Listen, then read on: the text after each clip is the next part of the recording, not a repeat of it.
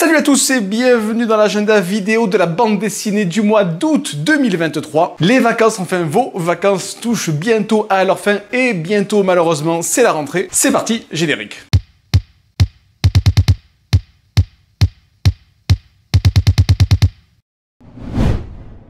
On commence bien évidemment avec l'opération spéciale de ce mois d'août, c'est la 5e vague des Urban Nomades chez Urban Comics et vous retrouverez Batman et les Tortues Ninja, Mère Victoire, Why the Last Man, le tome 4, Crisis on Infinite Earth, Punk Rock Jesus, m'intéresse beaucoup, et Transmétropolitan tome 5. La collection Urban Nomade fête sa première année d'existence et donc cette 5e vague sortira le 25 août. Comme d'habitude, les prix seront échelonnés, c'est bien dit ça, entre 5,90 € et 9,90 €.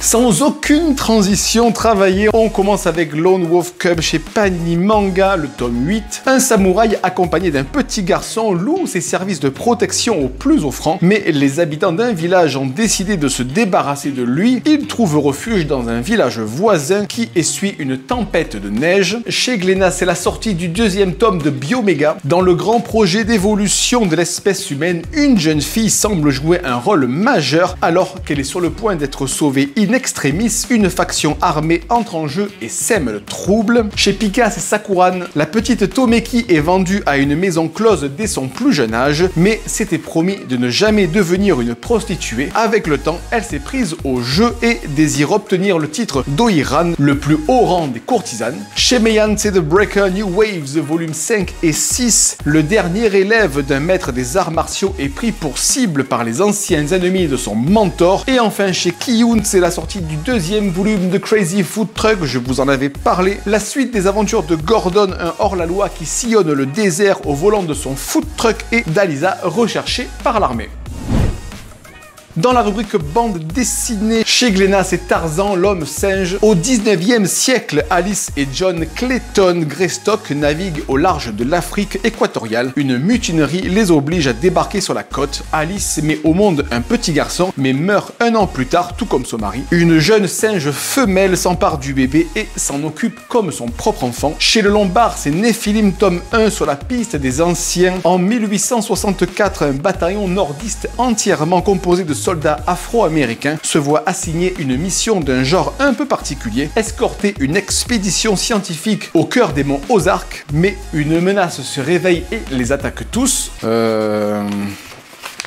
Chez Paquet, c'est la sortie de Tuskegee Ghost, le 2e volume. En 1969, le Ku Klux Klan terrifie la population noire du sud des États-Unis. Ancien pilote de chasse et héros de la Seconde Guerre mondiale, Robert Hoffman se bat contre ce fléau, mais aussi contre ses propres démons. Chez Dargo, c'est la sortie du 2e tome de Slava de Pierre-Henri Gaumont, très attendu. Suite des aventures de Dimitri Lavrine, un trafiquant sans scrupules, et Slava Segalov, un ancien étudiant en arts martiaux. Et Slava Segalov, un ancien étudiant en art idéaliste dans la Russie des années 90, libéré du communisme mais livré au pillage. Également chez Dargo, coup de cœur, et oui, coup de cœur. Tiens, mets-moi un petit logo coup de cœur là-haut, c'est bien ça. C'est La Marche Brume, le 1er tome de Stéphane Fert. J'adore cet artiste. Il a sorti Morgane, Peau de 1000 bêtes, Blanc autour. La petite ogresse Tempérance, sauvée par une puissante sorcière, est élevée par des vieilles femmes qui vivent dans la montagne, mais lorsqu'une brume terrifiante frappe la communauté, le petit groupe de sorcières est forcé de quitter le village pour tenter de percer les mystères de ce fléau. Coup de cœur du mois. Et enfin, chez Draco, La Vieille Anglaise et le Continent, des scientifiques ont mis au point le transfert de l'esprit dans un nouveau corps. Mourante, Anne Kelvin décide de migrer dans un grand cachalot. Cet éco-activiste espère ainsi sauver des espèces maritimes menacées en inoculant un virus aux cétacés.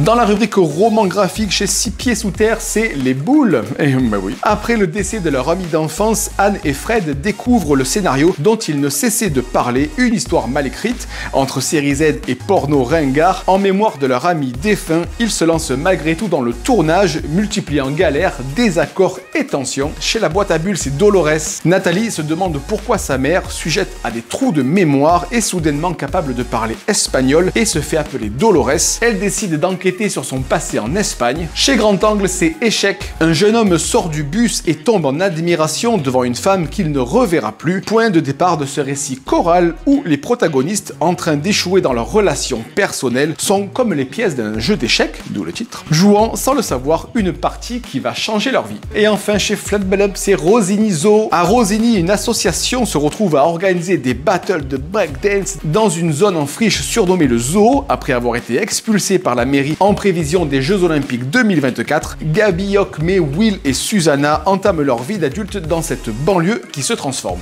Bah dis donc, ça chope pas.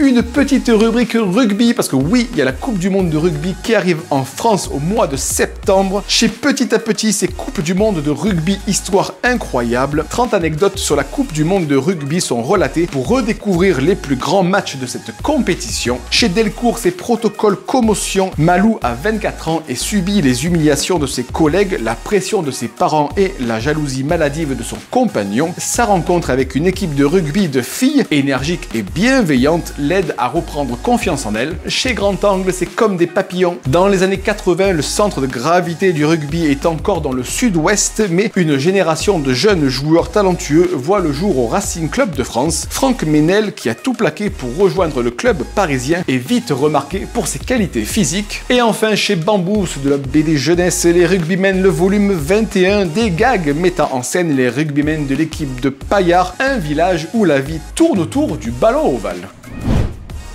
Dans la rubrique comics chez Delcourt, c'est la 10e intégrale de Invincible. Trahi par l'un de ses amis, Invincible, alias Mark Grayson, tente de prendre un nouveau départ. Chez Panini's American Jesus, le volume 3, devenu président des États-Unis, Jody Christianson organise la chute de l'économie mondiale en planifiant guerre et pandémie. Toute la population sur Terre est désormais pucée afin de préparer le nouvel ordre mondial souhaité par son père. On y est presque là. Chez Urban, c'est la sortie du 3e volume de Wonder Woman Terre 1. Mais non, pas ça. Mais non, tout sauf ça d'ailleurs. Carrément tout sauf ça quoi. Mais plutôt chez Urban, c'est la sortie de Wonder Woman Historia. La reine Hera et les déesses du panthéon olympien, déçus par les hommes, ont créé en secret une nouvelle société terrienne, les Amazones. Mais lorsque Hippolyte croisa leur chemin, une guerre totale éclata entre le ciel et la terre, qui mena à la naissance de la plus grande guerrière, Wonder Woman, apparaître dans la magnifique collection Black Label. Chez Panini, encore chez Panini, c'est Mom, Mother of Madness. Maya est une femme scientifique le jour qui se transforme en super-héroïne la nuit. Mère célibataire, courageuse et infatigable, elle transforme ce qui pourrait être considéré comme des faiblesses en pouvoir surnaturel. Et enfin, chez Delcourt, c'est Reckless, descente aux enfers. Après le tremblement de terre de 1989, Ethan part pour San Francisco afin de retrouver une femme disparue, mais l'affaire se révèle plus sombre qu'il ne croyait. Évidemment, on termine par les festivals, Le dimanche 6 août, c'est la 30e édition de Oz BD à Oz dans le Gers. Il n'y a pas de piège, il n'y a pas de surprise. Les 13 et 14 août, c'est la 7e édition du Forum de la BD à Saint-Rémy, chez moi, les Bouches-du-Rhône. Soleil, la mer et tout. Les 26 et 27 août, c'est la 6e édition du festival BD, manga et jeunesse à Nocelles dans l'Aveyron. Et enfin, le même week-end, les 26 et 27 août, c'est la 12e édition du festival BD Plage à Sète dans l'Hérault.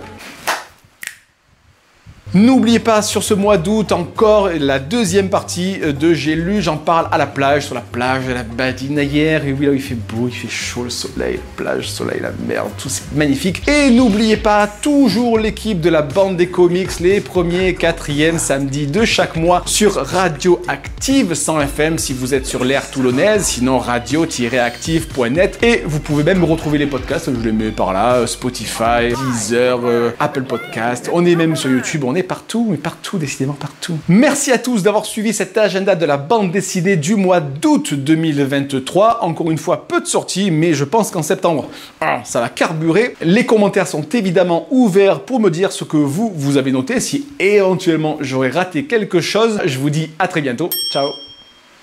Tiens, je pensais à un truc. Bah, il est où? Oh, t'es où? Ah, mais il est sur la plage de la Badine. Oh, il nous a niflé avec ça, là. Plus bel endroit du monde.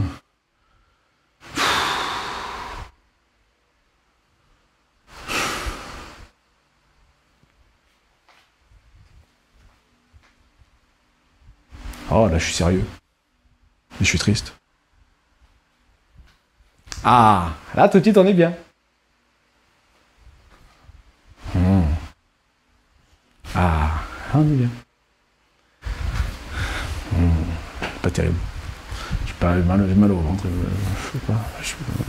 Ah, là, on est bien. Là, on est bien.